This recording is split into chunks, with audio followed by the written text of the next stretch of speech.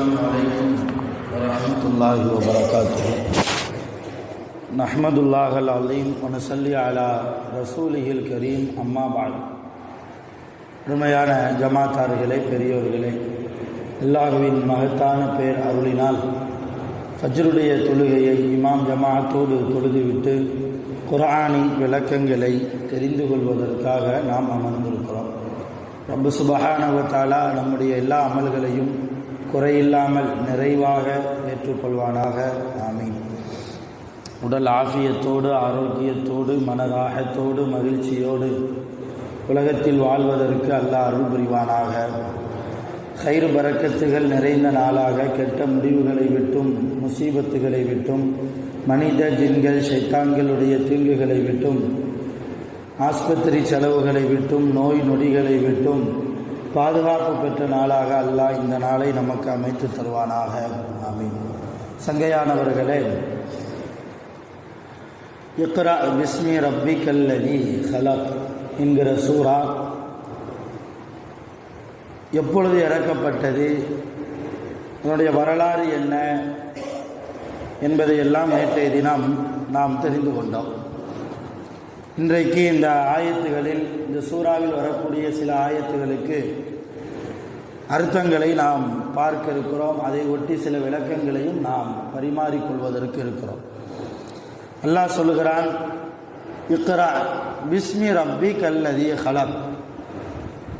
எல்லா படைப்புகளையும் படைத்த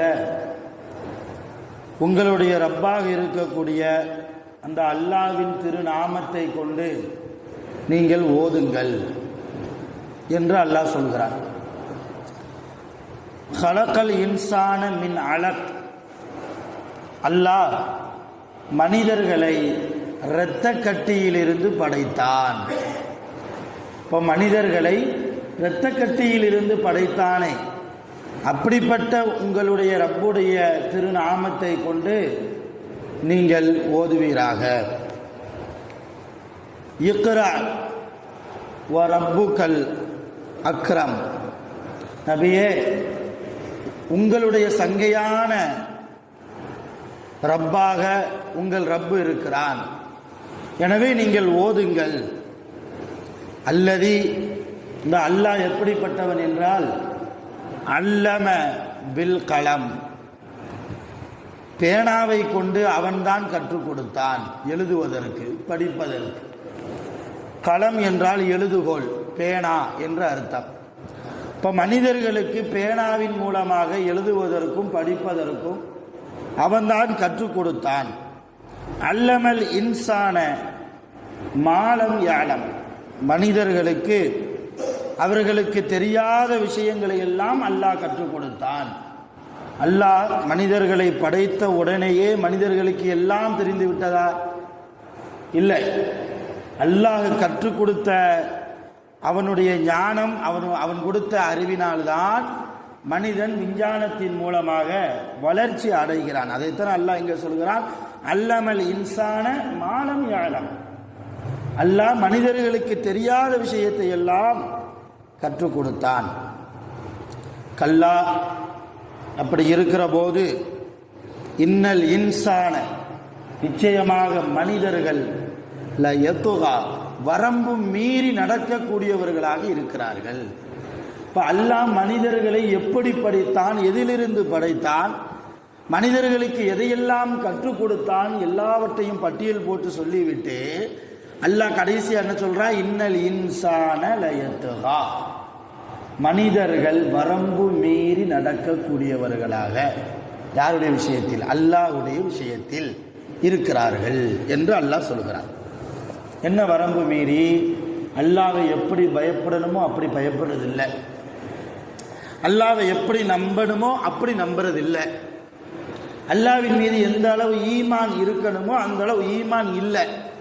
இதைத்தான் அல்லாஹ் தன்னுடைய பார்வையில் வரம்பு மீறி நடக்கக்கூடிய மனிதன். கொஞ்சம் செல்வம் அதிகமாகிவிட்ட போது, குடும்பத்தில் ஒரு மிகப்பெரிய ஒரு ஸ்டேஜ், ஒரு போஸ்டிங்கில் இருக்கிற போது, நான் குடும்பத்திற்கே பெரியவன் என்கிற ஒரு பெருமை வருகிறது. கொஞ்சம் செல்வத்தை அல்லாஹ் அள்ளி கொடுத்து விட்டால் நான் ஊரிலேயே மிகப்பெரிய பணக்காரன் என்கிற ஸ்டேஜ் வருகிறது. ஒரு பெருமை வருகிறது இல்லையா? கொஞ்சம் கல்வி ஞானத்தை அல்லாஹ் அதிகப்படுத்தி கொடுத்து விட்டால் அது ஆலிமாக இருக்கலாம் அல்லது உலக படிப்பை சார்ந்தவர்களாக கூட இருக்கலாம். என்ன படிப்பு வந்தாலும் பெருமை வரக்கூடாது. எவ்வளோ பெரிய ஆலிம்சாவாக இருந்தாலும் பெருமை வந்தால் அவர் சிறுமைப்படுத்தப்படுவார். பெருமை என்பது முழுக்க முழுக்க ரப்புக்கே சொந்தமானது. நம்மிடத்தில் எதுவுமே இல்லை என்கிற நிலைமைக்கு வரணும்.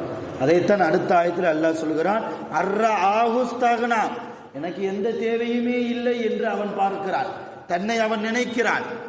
என்னிடத்தில் பணம் இருக்கிறது, என்னிடத்தில் செல்வங்கள் இருக்கிறது, நான் குடும்பத்தில் பெரிய மனிதனாக இருக்கிறேன், என்னைய தேடித்தான் 4 பேர் வரணுமே தவிர நான் 4 பேரை தேடி போற அளவுக்கு இல்லை, நான் தான் பெரியவன், எனக்கு எந்த மனிதனிடத்திலும் எந்த தேவையும் இல்லை என்று மனிதன் நினைத்து கொண்டிருக்கிறான். இன்ன இலா ரப்பிக ருஜா, நிச்சயமாக அந்த மனிதன் கடைசியில் யார்கிட்ட தான் போகணும்? யார்கிட்ட தாங்க போகணும்? அல்லாஹ்ட்ட தானே போகணும். அதைத்தான் அல்லாஹ் சொல்றா, இன்ன இலா ரப்பிக ருஜா, நிச்சயமாக அந்த மனிதன் நபியே உங்கள் ரப்பிடத்தில் தான் திரும்ப வர வேண்டும். இதுவரைக்கும் அல்லாஹ் பொதுவான மனிதர்களை பற்றி பேசினான். கிட்டத்தட்ட ஒரு 8 ஆயத், இக்ரா பிஸ்மி ரப்பிக்கல் லதீ ஹலக் என்பதிலிருந்து ஒரு 8 ஆயத்து வரைக்கும் மனிதனை அல்லாஹ் எப்படி படைத்தான், எதிலிருந்து படைத்தான், மனிதனுக்கு எதையெல்லாம் கற்றுக் கொடுத்தான், இருந்தாலும் அந்த மனிதர்கள் எப்படி இருக்கிறார்கள், ரத்தின சுருக்கமாக ஒரு 8 ஆயத்திலே பொதுவாக எல்லா மனிதர்களை பற்றியும் பேசிவிட்டு அடுத்து வரக்கூடிய ஆயத்துகளில் அல்லாஹ் அபூஜகலை பற்றி பேசுகிறார். அபூஜகல் மிக கொடுமையானவன், இஸ்லாத்திற்கே எதிரி, ரசூலுல்லாவுடைய தீவிரமான எதிரி இல்லையா? ரசூலுல்லாவை எப்படியாவது கொலை செய்ய வேண்டும் என்று கங்கணம் கட்டி கொண்டிருந்த மக்காவினுடைய 24 நாட்டாமைகளில் இவன் முதலாவது நாட்டாமை. மிகப்பெரிய கொடூரமானவன், ஈவ இரக்கம் இல்லாதவன். நபி ஸல்லல்லாஹு அலைஹி வஸல்லம் அவர்கள் காபத்துல்லாவுக்கு உள்ளே தொழுவதையும் காபத்துல்லாவுக்கு வெளியே அந்த தவாப் செய்கிறாங்க இல்லையா, அந்த தவாப் செய்யக்கூடிய இடத்த மத்தாஃப்னு சொல்லுவாங்க. தவாப் செய்யக்கூடிய இடங்களை மத்தாஃப் அப்படின்னு சொல்லுவாங்க. அந்த மத்தாஃப் தவாப் செய்யக்கூடிய இடத்துல நின்று தொழுகிறதையும் அபூஜகல் தடை செய்தார். தொழலாம் கூடாது, நீ தொழுகிறதா இருந்தால் உன் வீட்டில் வச்சுக்க, இது காபத்துல்லா என்னுடைய பொறுப்பில் இருக்கிறது, அதனால் நீ என்ன செய்யக்கூடாது, காபாவுக்கு வருவதற்கு உனக்கு அனுமதி கிடையாது. காபாவுக்கு பக்கத்தில் நின்று மக்காமை இப்ராஹிம் அதுக்கு பக்கத்தில் நின்று நீ தொழுவதற்கோ, காபாவினுடைய சுற்று பகுதியில் நின்று நீ தொழுவதற்கோ உங்களுக்கு அனுமதி கிடையாது என்றெல்லாம் பல கட்டங்களில் நபி ஸல்லல்லாஹு அலைஹி வஸல்லம் அவர்களுக்கு ஆரம்ப காலகட்டத்தில் தொந்தரவு கொடுத்தான். எந்த அளவு தொந்தரவு கொடுத்தான் என்றால், அவன் சொன்னானா, இனிமேல் முஹம்மது வந்து தொழுதா அவர் சஜிதால இருக்கும்போது அவர் குறுக்கு எலும்புலையே ஏறி மிதிப்பேன் என்றார். அவர் சஜிதால இருக்கும்போது அவர் குறுக்கு எலும்புலையே நான் ஏறி மிதித்து விடுவேன்.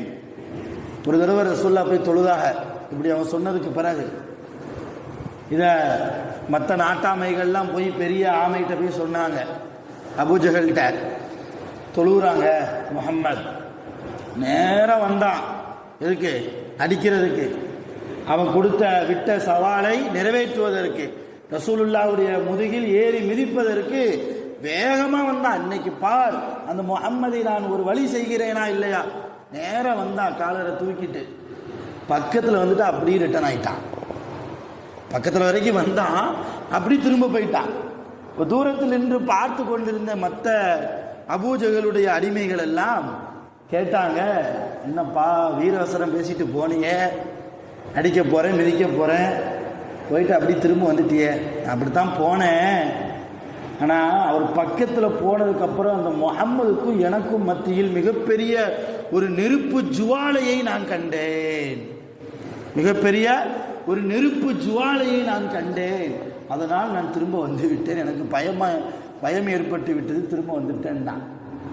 இப்போ ரசூலுல்லாஹ் தொழுது முடிச்சுட்டு சஹாபாக்கள்கிட்ட சொல்லுவாங்க, அவன் என் பக்கத்தில் வந்திருந்தான்னா, ஒருவேளை அவனுடைய கால் என் மேல் பட்டிருக்குமானால், அவனுடைய கைகள் என்னுடைய மேனியின் மீது பட்டிருக்குமேயானால், என்னை சுற்றி நின்று கொண்டு இருந்த மலக்குமார்கள் அவனை பீஸ் பீஸாக ஆக்கியிருப்பார்கள், கரித்திருப்பார்கள். அவனுடைய எலும்பு கூட தடம் தெரியாத அளவுக்கு போயிருக்கும். ஸல்லல்லாஹு அலைஹி வஸல்லம் சொன்னாங்க, அவன் என்னைய தொடாதனால தப்பிச்சுக்கிட்டான். இப்போ ரசூலுல்லாஹி ஸல்லல்லாஹு அலைஹி வஸல்லம் அவர்களுக்கு தொழுகைக்கு தடை செய்த இந்த அபூஜஹலை குறித்து அடுத்து சில ஆயத்துகளில் அல்லாஹ் பேசுகிறான். என்ன பேசுகிறான் என்பதை இன்ஷா அல்லாஹ் நாளை சுபுவுக்கு பின்னால் நாம் தெரிந்து கொள்வோம். அருமையான ஜமாத்தார்களே, இன்ஷா அல்லாஹ் அல்லாஹ்வுடைய கிருபையால் நம்முடைய ஒக்கூரிலே முஸ்லிம் பெண்களுக்கு மார்க்க சம்பந்தப்பட்ட விஷயங்கள் தெரிய வேண்டும் என்கிற ஒரு ஆர்வத்தில் நம்முடைய நிர்வாகத்தின் ஊர் ஜமாத்தின் சார்பாக இன்றிலிருந்து ஒவ்வொரு வாரமும் வியாழக்கிழமை மதியம் 3 மணியிலிருந்து 4 மணி வரைக்கும் நம்முடைய பள்ளிவாசல் மண்டபத்தில் வைத்து பெண்கள் பயான் நிகழ்ச்சி நடைபெற இருக்கிறது. ஜமாத்தார்கள் அனைவர்களும் தங்களுடைய மனைவிமார்களை, தங்களுடைய தாய்மார்களை, தங்களுடைய சகோதரிகளை, தங்கள் பக்கத்து வீட்டில் இருக்கக்கூடிய பெண்களையும் இதற்காக அவர்களை உத்வேகப்படுத்தி நம்முடைய பள்ளிக்கு மண்டபத்திற்கு பெண்கள் பயானுக்கு அவர்கள் வருவதற்கு நீங்கள் எல்லாம் ஒத்துழைப்பு தர வேண்டும் என்று நிர்வாகத்தின் சார்பாக ஜமாத்தின் சார்பாக பணிவன்போடு கேட்டுக்கொள்கிறோம். அல்லாஹ் ஜல்லஷானஹு வ தஆலா நம் அனைவர்களுக்கும் உலகத்திலும் சகல பாக்கியங்களையும் தந்து அருள் புரிவானாக. குர்ஆனின்படி, ஹதீஸின்படி, சஹாபாக்களுடைய வாழ்க்கையின்படி நடப்பதற்கு அல்லாஹ் நம் அனைவர்களுக்கும் தௌஃபீக் செய்வானாக. வாஹிரு தஅவானா அனில் ஹம்துலில்லாஹி ரப்பில் ஆலமீன். சுப்ஹானல்லாஹி வ பிஹம்திஹி, சுப்ஹானல்லாஹி வ பிஹம்திஹி, அஷ்ஹது அல்லா இலாஹா இல்லா அன்த, அஸ்தக்ஃபிருக வ அத்தூபு இலைக். ஆமீன். சுப்ஹான ரப்பிக ரப்பில் இஸ்ஸத்தி அம்மா யசிஃபூன், வஸ்ஸலாமு அலல் முர்ஸலீன், வல்ஹம்துலில்லாஹி ரப்பில் ஆலமீன்.